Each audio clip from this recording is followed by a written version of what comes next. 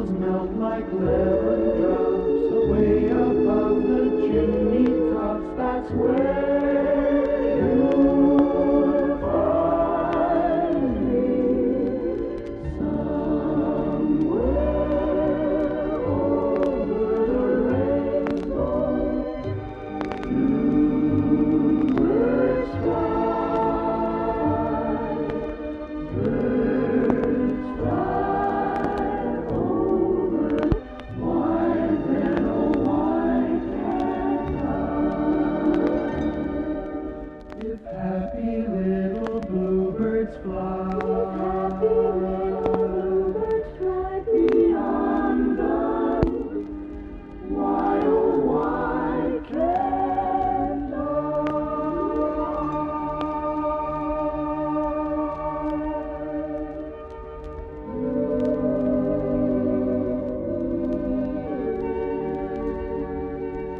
Hello there. My name is Dorothy, and I'd like to tell you the story of my adventures in the wonderful land of Oz. It all started in the midst of the great gray Kansas prairies, where I lived with my Uncle Henry and my Aunt Em. Uncle Henry was a farmer, and he worked very hard all day, as did Aunt Em with the endless housework and chores. I did what I could to help, but I often wished I could go somewhere over the rainbow. My best friend was my little black dog, Toto. I used to play with him a lot, and his twinkling black eyes and funny little nose used to make me laugh. One cloudy, dark day, Uncle Henry was sitting on the doorstep, looking anxiously at the gray sky. Suddenly he said, "I'm afraid there's a cyclone coming. Run for the cellar." Aunt Em did, but Toto jumped out of my arms and hid under the bed. I caught him at last, but suddenly there was a great shriek from the wind, and the house shook so hard that I lost my footing and sat down suddenly on the floor. Then a strange thing happened. The house whirled around 2 or 3 times and rose slowly through the air. I felt as if I were going up in a balloon. I was quite frightened at first, but as hour after hour passed and no harm came to me, I finally went to sleep. I was awakened by a sudden shock and discovered to my surprise that the house was not moving, nor was it dark, for bright sunshine was coming through the window. Then I heard singing outside. Once there was a wicked witch in the lovely land of Oz, and a wickeder, wickeder, wickeder witch there never, never was. She filled the folks in Munchkinland with terror and with dread, till one fine day from Kansas way a cyclone caught a house that brought the wicked, wicked witch her doom. As she was flying on her broom, For the house fell on her head, and the coroner pronounced her dead. And through the town the joyous news was spread. Ding dong, ding dong, ding dong, ding dong, ding dong, the witch is dead. Witch, old witch, the wicked witch. ding dong, the wicked witch is dead. Wake up, you sleepyhead, rub your eyes. Get out of bed. Wake up, the wicked witch is dead. She's gone where the goblins go, below, below, below your home. Let's open up and sing, and ring the bells of ding dong, the merry-o. Sing it high, sing it low, let them know the wicked witch is dead.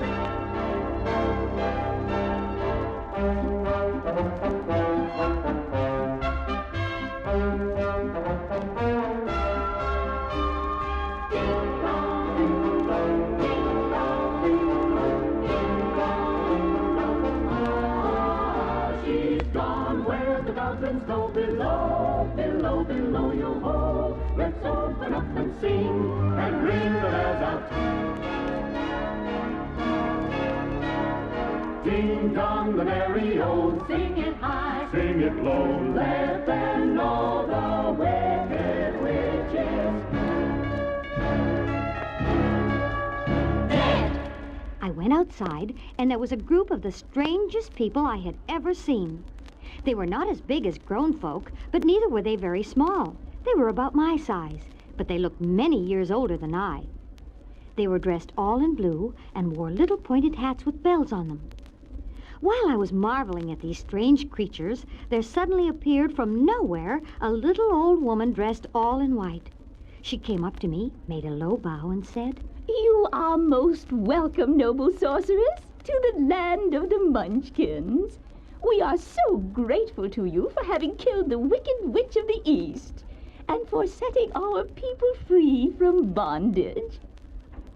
You are very kind, but there must be some mistake. I have not killed anything. Your house did anyway, and that is the same thing. See, there are 2 toes sticking out from under your house. Oh, dear, the house must have fallen on her. Whatever shall we do? There is nothing to be done. She was a wicked witch and held the Munchkins in bondage for many years. Are you a Munchkin? No, but I am their friend. I am the Witch of the North. I am a good witch, but not as powerful as the wicked witch who lived here. There were 4 witches in the land of Oz. 2 of them, the ones who live in the north and the south, are good witches. Those who dwelt in the east and west were wicked. But now that you have killed the Witch of the East, there is but one wicked witch left in all the land of Oz, the one who lives in the west. I am anxious to get back to my aunt and uncle, for I am sure they will worry about me. Can you help me find my way? I'm afraid not, my dear. The land of Oz is surrounded by a great and impassable desert. But perhaps the wonderful Wizard of Oz can help you. Where can I find him? In the City of Emeralds, in the exact center of Oz. How can I get there? The Munchkins will tell you. You should take the magical silver shoes of the Witch of the East and my kiss, which will protect you from injury, and go at once to the Wizard of Oz. Goodbye, my dear.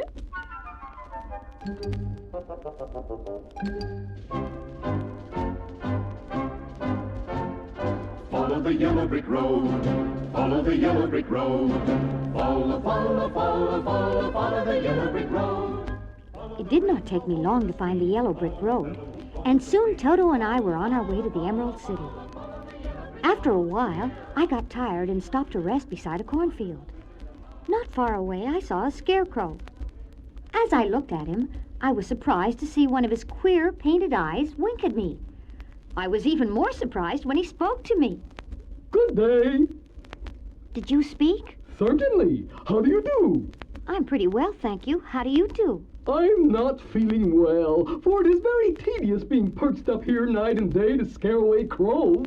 Can't you get down? No, for this pole is stuck up my back. If you will please take away the pole, I shall be greatly obliged to you. My, you don't weigh much, do you? No, my body is all stuffed with straw, which is very light. I thank you very much. Oh, I feel like a new man. Now we should get acquainted. Who are you and where are you going? My name is Dorothy, and I am going to the Emerald City to ask the Great Oz to send me back to Kansas. Where is this Emerald City and who is Oz? Why, don't you know? No, indeed. I don't know anything. You see, I am stuffed, so I have no brains at all. Oh, I'm awfully sorry for you. Do you think if I go to the Emerald City with you that Oz would give me some brains? I don't know, but you may come with me if you like. If Oz will not give you any brains, you will be no worse off than you are now. That is true. You see, I don't mind my legs and arms and body being stuffed because I cannot get hurt. If anyone steps on my toes or sticks a pin into me, it doesn't matter, for I can't feel it. But I do not want people to call me a fool. And if my head stays stuffed with straw instead of brains, as yours is, how am I ever going to know anything? I understand how you feel. If you will come with me, I'll ask Oz to do all he can for you. Thank you.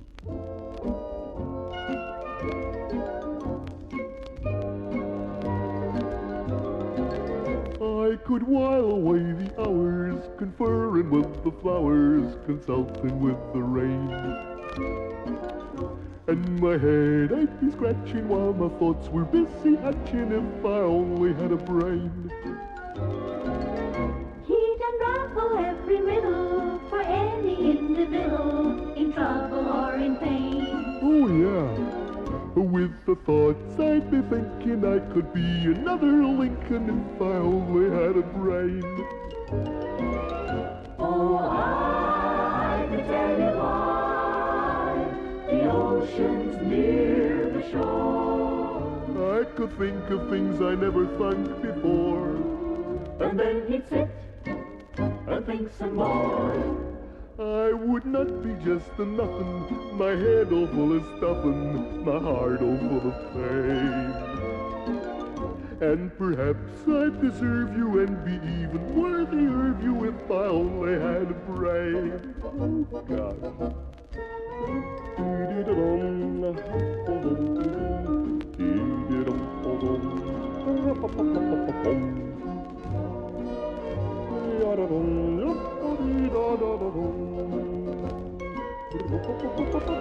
Oh, I could tell you why the ocean's near the shore. Yeah, I could think of things I'd never thought before. Yeah. And then he'd sit and think some more. I would not be just a nothing, my head all full of stuffing and my heart all full of pain. And perhaps with my thinking I could be another Lincoln, Or the cleverest man the world has ever seen. if I only had a brain, a brawn, a brain, heck. If I only had a brain.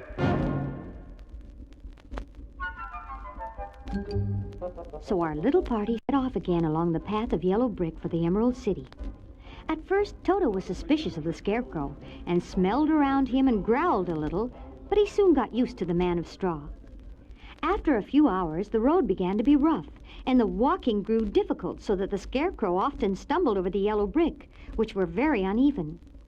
There were many holes in the road, and the scarecrow, having no brains, would walk straight ahead and fall into them. I kept having to pick him up and set him on his feet again, but he never seemed to mind the falls and laughed merrily at his own mishaps. When evening came and the light faded away, we found ourselves stumbling along in the darkness. I could not see at all, but Toto could, and the scarecrow said he could see as well as by day. So I took his arm, and we managed to get along fairly well. Finally, the scarecrow saw a little cottage beside the road, and we decided to stop for the night. The cottage was empty, and there was a bed of dried leaves in one corner. I lay down on it at once and soon fell fast asleep. When I woke up in the morning, the sun was shining through the trees, and Toto had long been out chasing birds. The scarecrow was still standing patiently in the corner where he had stood guard all night. We must go and search for water. Why do you want water? To wash my face and hands, and to help wash down this dry bread I'm going to have for breakfast. It must be inconvenient to be made of flesh, for you must sleep and eat and drink. However, you have brains, and it is worth a lot of bother to be able to think properly. We left the cottage and walked through the trees until we came to a little spring of clear water. As I was eating, we suddenly heard a deep groan. I looked around and saw something shining in a ray of sunshine. We went over to it and found to our surprise that one of the big trees had been partly chopped through, and standing beside it, with an uplifted axe in his hands, was a man made entirely of tin.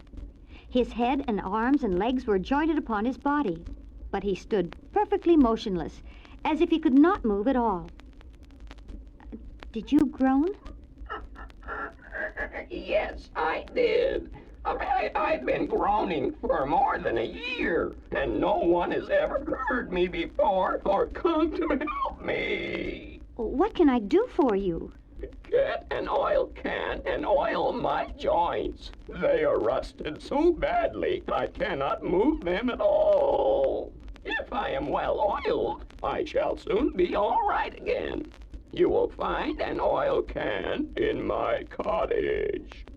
I ran back to the cottage and soon found the oil can. When I got back to the Tin Man, Toto was barking at him, and when he snapped at the tin legs, he hurt his teeth. Where are your joints? Oil my neck first, then the joints in my arms, then my legs.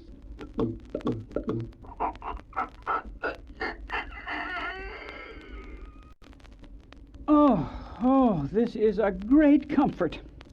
I have been holding that axe in the air ever since I rusted, and I'm glad to be able to put it down at last. You know, I might have stood there always if you had not come along, so you have certainly saved my life. How did you happen to be here? We are on our way to the Emerald City to see the Great Oz, and we stopped at your cottage to pass the night. Why do you wish to see Oz? I want him to send me back to Kansas, and the Scarecrow wants him to put a few brains into his head. Do you suppose Oz could give me a heart? Why, I guess so. It would be as easy as to give the Scarecrow brains. True. So if you will allow me to join your party, I will also go to the Emerald City and ask Oz to help me. Come along. We'll be pleased to have your company. Would you please put my oil can in your basket in case it rains again and I rust? So again, our little party set off on the yellow brick road. Along the way, the Tin Woodman told us of how the Wicked Witch of the East had put a spell on him, turning him from a real person into a man of tin. We were now in a deep, dark forest, and occasionally we heard a low growl from some wild animal hidden among the trees. Toto, like the smart dog he is, walked close by my side and did not even bark in return. Suddenly, there came from the forest a terrible roar, and the next moment a great lion bounded into the road. Toto, now that he had an enemy to face, ran barking toward the lion, and the great beast opened his mouth to bite the little dog. So I rushed forward and slapped the lion on his nose as hard as I could. Don't you dare to bite, Toto. You ought to be ashamed of yourself. A big beast like you to bite a poor little dog. I didn't bite him. No, but you tried to. You are nothing but a big coward. I know it. I've always known it. But how can I help it? What makes you a coward? It's a mystery to me. I suppose I was born that way. All the other animals in the forest naturally expect me to be brave, for the lion is everywhere thought to be the king of beasts. I learned that if I roared very loudly, every living thing was frightened and got out of my way. But really, all the time I was very scared inside. But that isn't right. The king of beasts shouldn't be a coward. I know it. It is my great sorrow. It makes life very unhappy. Have you any brains? I suppose so. I've never looked to see. I am going to the Great Oz to ask him to give me some, for my head is stuffed with straw. And I am going to ask him to give me a heart. And I'm going to ask him to send Toto and me back to Kansas. Do you think Oz could give me courage? Just as easily as he could give me some brains. Or give me a heart? Or send me back to Kansas. Then if you don't mind, I'll go with you. You will be very welcome, for you will help to keep away the other wild beasts. We're off to see the wizard, the wonderful Wizard of Oz. Follow the yellow brick road, follow the yellow brick road, follow the yellow brick road, follow the yellow brick road, follow the yellow brick road, follow the yellow brick road. So now our party was grown to 5, and again we set off on the yellow brick road. We had many adventures along the way. One time we came to a great chasm, and the only way we could get across was to ride on the lion's back, one at a time, as he jumped across and then jumped back again. Another time we came upon a field of deadly poppies, and Toto and I fell asleep under their spell. But the Scarecrow and the Tin Woodman weren't affected, and they made a chair with their hands and carried us out. Finally, after many long days of travel, we saw a beautiful green glow in the sky. As we walked toward it, the glow became brighter and brighter. Soon we saw it was the Emerald City, surrounded by a great green wall. Right at the end of the road of yellow brick was a huge gate, all studded with emeralds that glittered in the bright sunlight. There was a bell beside the gate, and I rang it. The big gate swung slowly open, and there before our eyes stood a little man, clothed all in green. What do you wish in the Emerald City? We came here to see the Great Oz. It has been many years since anyone asked me to see Oz. He is powerful and terrible, and if you come on an idle or foolish errand to bother the great wizard, he might be angry and destroy you all in an instant.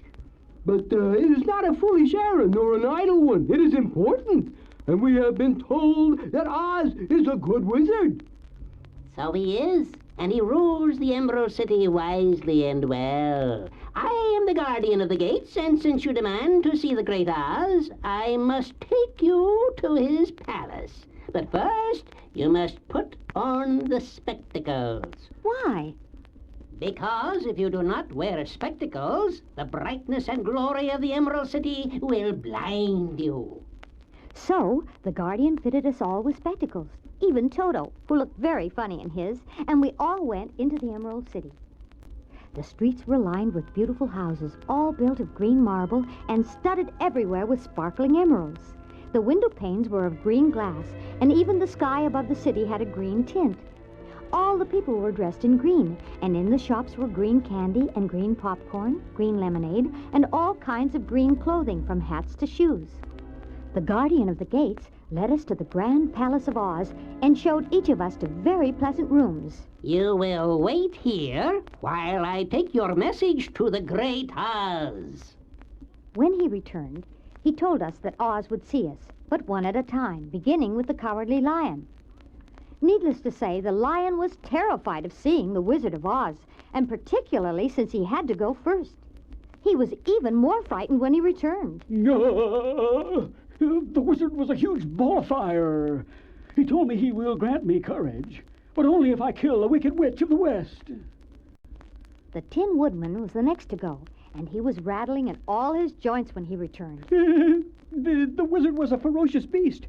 He told me he will give me a heart, but only if I kill the Wicked Witch of the West. Then it was the Scarecrow's turn. After what you've told me, I couldn't believe it. But the wizard was a lovely lady. But she told me she'd give me brains only if I killed the Wicked Witch of the West. Now it was my turn. Clutching Toto, I was ushered into the great throne room. It was a big, round room with a high arched roof. Emeralds were everywhere. In the middle of the room was a huge throne, and sitting in the throne was an enormous head without a body to support it or any arms or legs whatever. There was no hair upon his head, but it had eyes and nose and mouth. Toto barked at it, and suddenly the mouth moved. I am Oz, the great and terrible. Who are you? And why do you seek me? I am Dorothy, the small and meek. I've come to you for help. Where did you get the silver shoes? I got them from the Wicked Witch of the East when my house fell on her and killed her. What do you wish me to do? Send me back to Kansas, and Toto, too, where my Aunt Em and Uncle Henry are. I am sure they will be dreadfully worried over my being away so long. Why should I do this for you? Because you are strong and I am weak. But you are strong enough to kill the Wicked Witch of the East? Oh, that just happened. I couldn't help it. I didn't mean to. Well, I will give you my answer. You have no right to expect me to send you back to Kansas unless you do something for me in return. What must I do? Kill the Wicked Witch of the West. But I cannot. I never killed anything willingly. And even if I wanted to, how could I kill the Wicked Witch? If you, who are great and terrible, cannot kill her yourself, how do you expect me to do it? You have your friends to help you. Until the Wicked Witch dies, you will not see your uncle and aunt again. Remember that the witch is very wicked and deserves to be killed. Now go, and do not ask to see me again until you have done your task. It was a sad little group that gathered at the great gate to the Emerald City. What shall we do now? There's only one thing we can do, and that is to seek out the Wicked Witch of the West and destroy her. But I'm too much of a coward to do it myself. I'll go with you, though. I'll go with you, Dorothy, but I shall not be of much help, for I am such a fool. I haven't the heart to harm even a witch, but I'll go with you, too. If we must, we must. Else I shall never see Aunt Em and Uncle Henry again. Guardian, Which road leads to the Wicked Witch of the West? There is no road. No one ever wishes to go that way. How then will we find her? That will be easy. For when she knows you are in her country, she will find you and make you all her slaves. How will she know we're there if we keep hidden? She has but one eye, but it is as powerful as a telescope, and she can see everywhere and through everything. Well, good then. The sooner she finds us, the sooner we can destroy her. Oh, I didn't know you were going to do that. No one has ever destroyed her before. But take care, for she is wicked and fierce and may not allow you to destroy her. Keep to the west, where the sun sets, and you cannot fail to find her.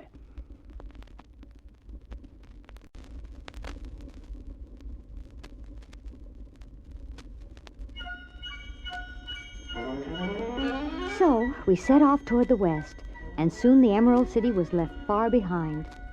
When night came, we lay down to sleep in a little meadow with the Scarecrow and the Tin Woodman, who needed no sleep, standing guard. But the evil eye of the Wicked Witch of the West was already on us, and during the night she sent a pack of great wolves to tear us apart. The Tin Woodman, with his trusty axe, disposed of them all. Then the Wicked Witch sent a flock of wild crows to attack us, but the Scarecrow did them all in. At this, the Wicked Witch was furious and called upon her winged monkeys, who came by the hundreds and swooped down and caught us and carried us away. Because of the mark on my forehead made by the Good Witch of the North, the Wicked Witch couldn't harm me.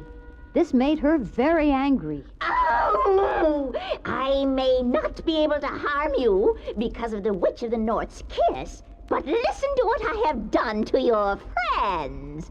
I had the flying monkeys carry the Tin Woodman until they were over a country thickly covered with sharp rocks. They dropped him as hard as they could. And there he lies now, battered and dented and unable to move. Oh, that's awful. And that silly Scarecrow. I had the monkeys pull all of the straw out of his clothes and head. They made his hat and boots and clothes into a bundle and threw it into the top of a tree. That's terrible. I'm going to harness that lion like a horse and make him work day and night. And if you ever let that little dog of yours out of your arms, I'm going to turn him into a worm. As for you, if you'll give me those silver shoes, I won't harm you at all. Never, never, never. I knew if the evil witch got the silver shoes, they would give her more power than she had ever had, and she would use it for evil. So I never took the shoes off, even when I slept at night.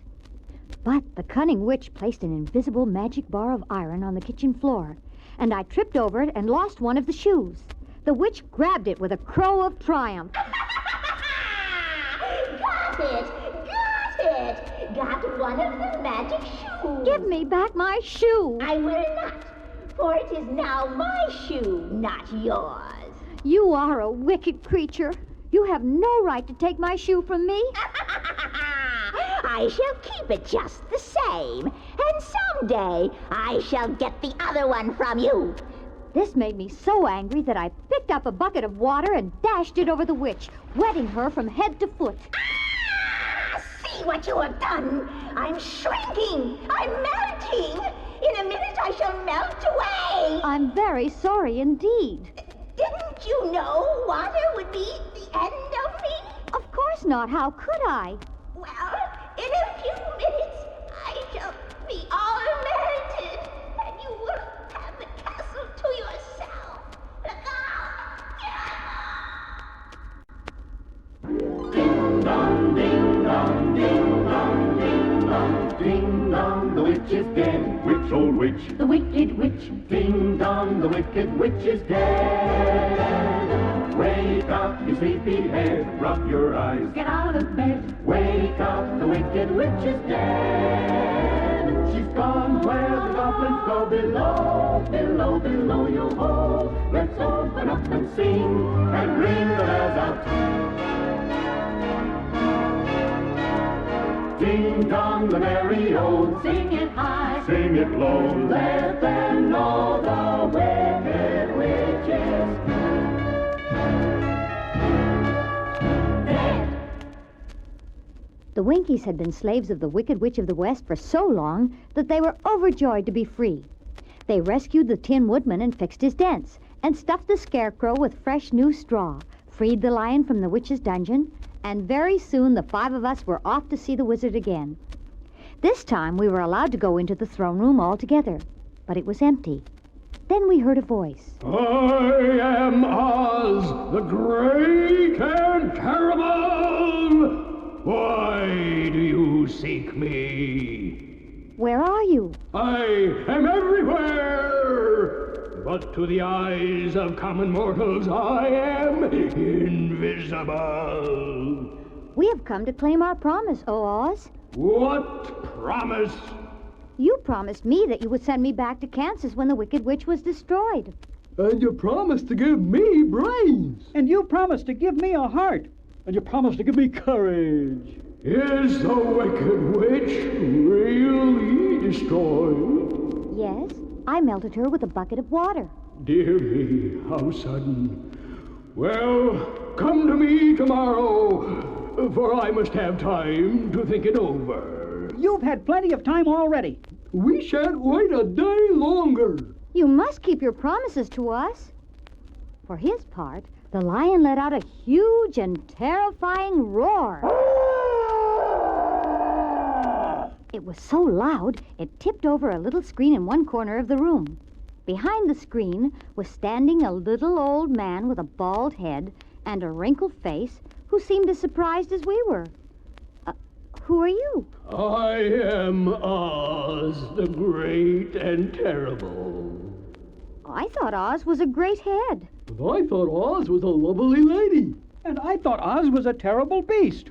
And I thought Oz was a ball of fire. No, you are all wrong. I have been making believe. Making believe? Are you not a great wizard? Hush, my dear. Don't speak so loudly or you will be overheard and I shall be ruined. I'm supposed to be a great wizard. And aren't you? Not a bit of it, my dear. I'm just a common man. You're more than that. You're a humbug. Exactly so. I am a humbug. But this is terrible. How shall I ever get my heart?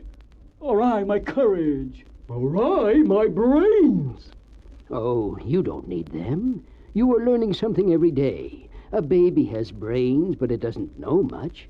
Experience is the only thing that brings knowledge, and the longer you are on Earth, the more experience you are sure to get.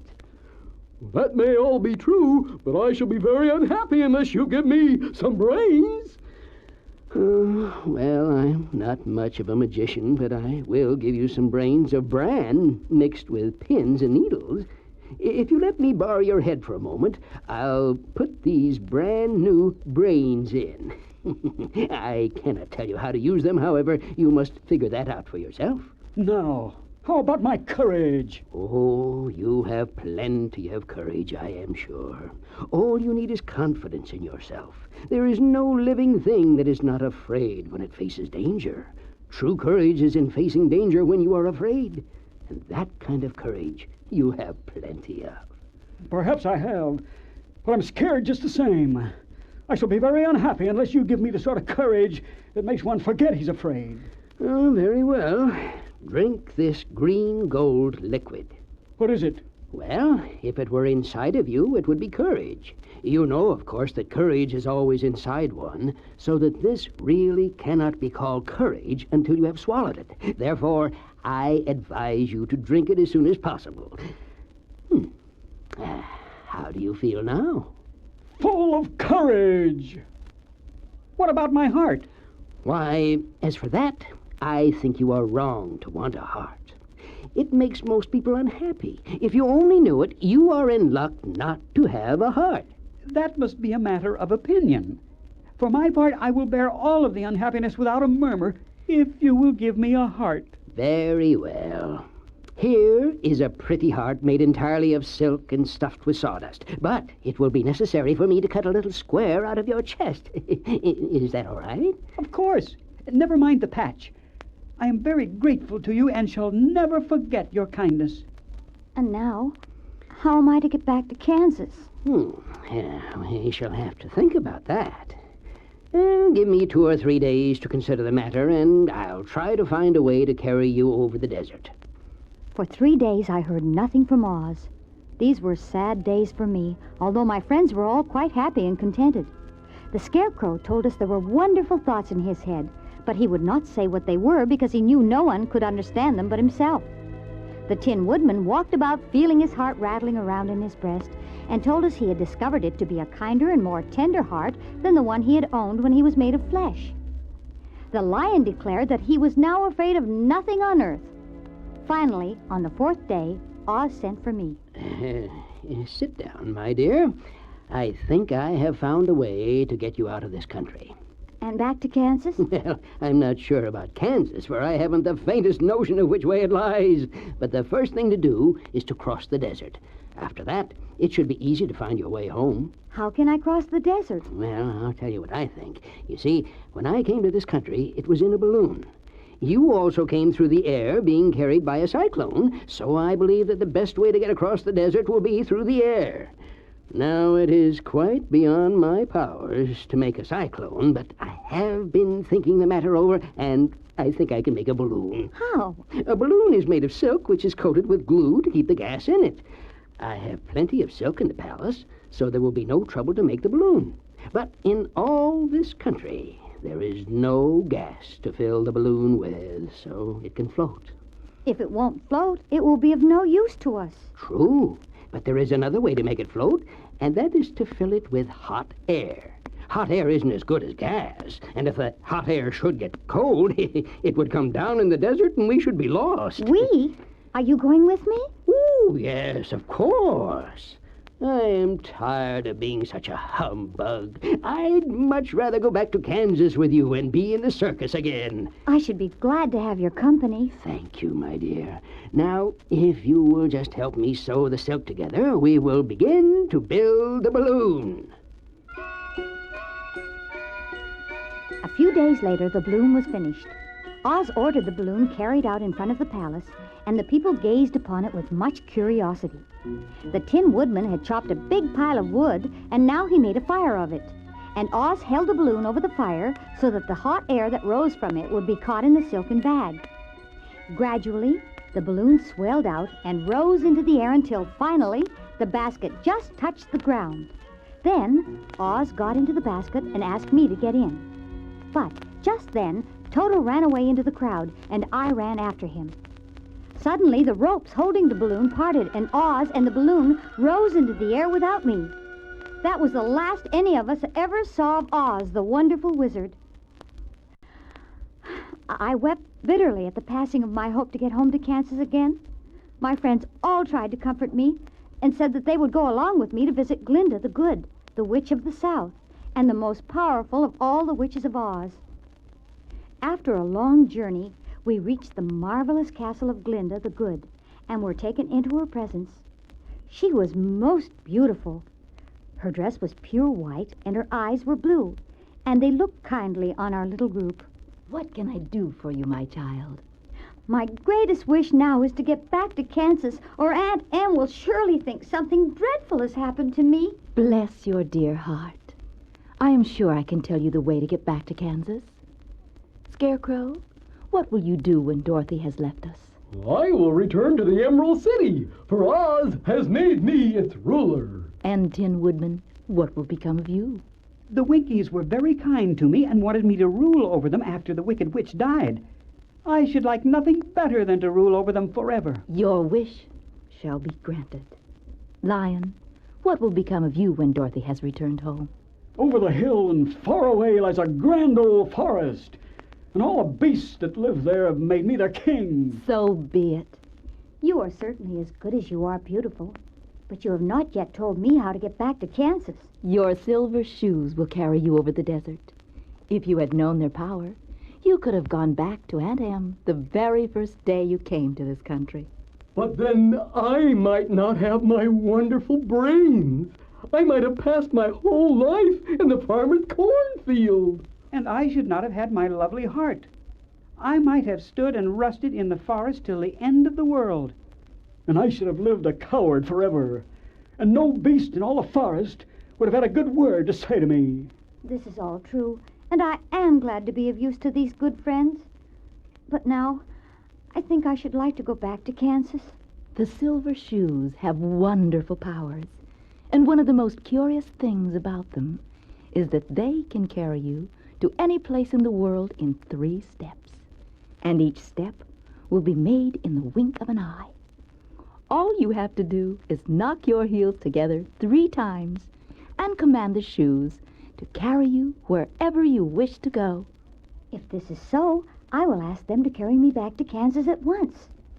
I thanked Glinda for all the kindness she had shown to my friends and to me.